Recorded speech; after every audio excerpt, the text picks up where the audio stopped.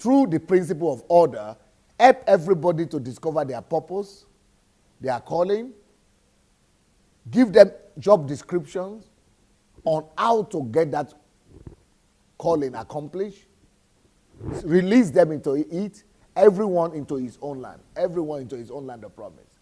Teach them how to conquer it. That is order. By putting management, structure, system into everybody that you have in church, helping everybody, guiding everybody to walk in their calling, putting order, not just having a crowd of people coming to church. That is how 100 people could be used to turn around the whole country. For example, let me have 3 or 4 or 5 people. Please stand. Put on the light as well. Yeah. So just mention an area of life, and every one of you. Maybe what you like, what you want to influence. Football, sports. Okay, you are sports. Come close. Yeah. Next one. Education. Okay. Health. Okay. Okay, but you say some business. Let's say business. Okay. Let's say these are 4 members of my church. These people are enough for me to win Nigeria, or England, or America, or France, or Scandinavia, or Holland. It's enough. But the ideal, I always tell people, have 10. Maybe 100, but out of 100, just make sure that you have 10 that will work out for you, that you will train. If I put order in place, the principle of order, through the principle of order, we can win a whole nation. So what I need to do as a pastor is to make sure that I help each and every one of them, I help him to identify where his passion lies. And he has just said it, business. So what I will do is I will make him to make a list, order, because you don't just say business. What are the areas of business? What are the kind of businesses that exist in this country? We make a list of all the businesses. Where are they located? What is the population of people in total that are in business in this city? Where are they? Where could they be found? What are the things that appeal to them? What are the problems bordering this category of businessmen?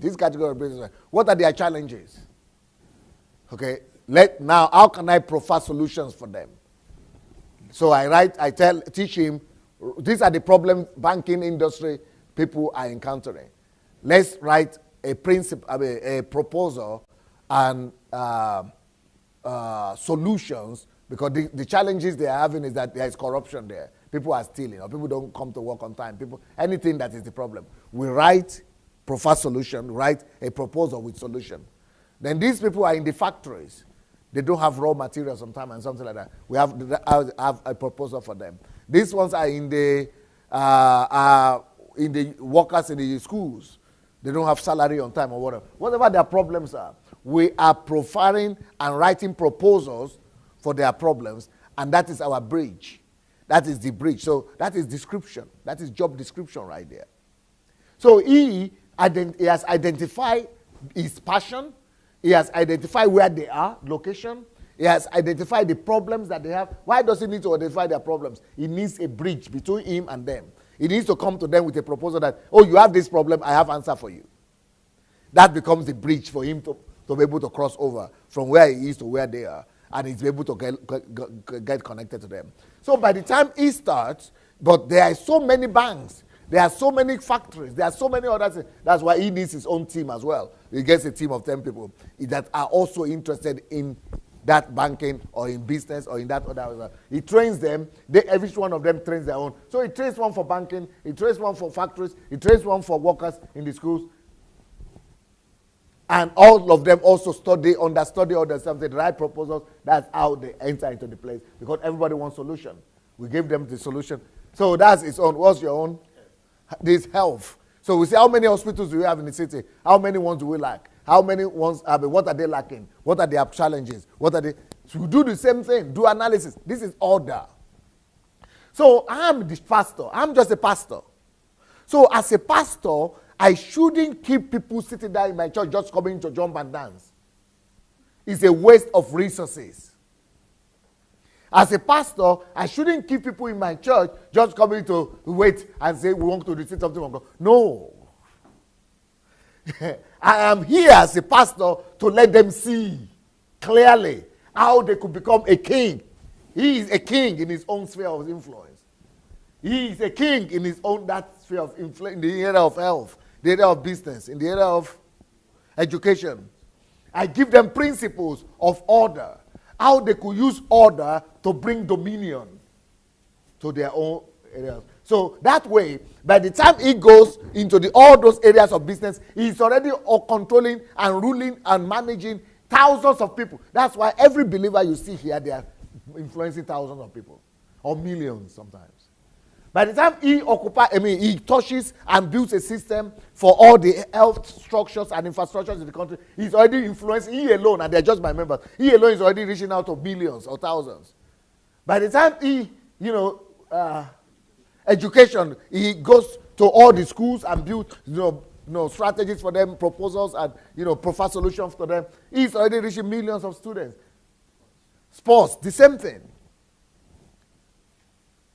That is what a pastor is. And that is how one person, one church, one pastor is elementary to build 1,000 church members or thousands of membership church.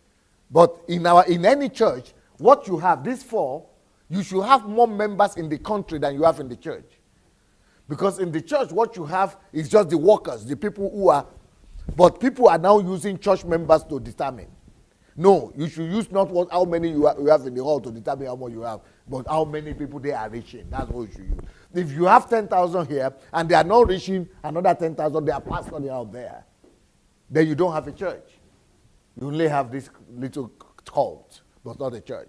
Because the church is all about, go ye therefore and make disciples, not here, there, of all nations. That's what church. So the people who are in the we call congregation, they are supposed to be trained to pastor. He said he had compassion upon them because they are sheep without shepherd.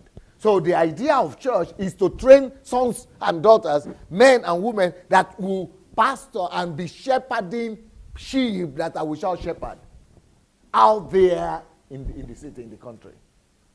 So we are not supposed to be pastoring church congregations building. We are supposed to be pastoring nations. That's why God didn't build a building. That's why Jesus never had a building. That's why the disciples never had a building. Because that's not the concept. The concept is pastoring nations, not pastoring building.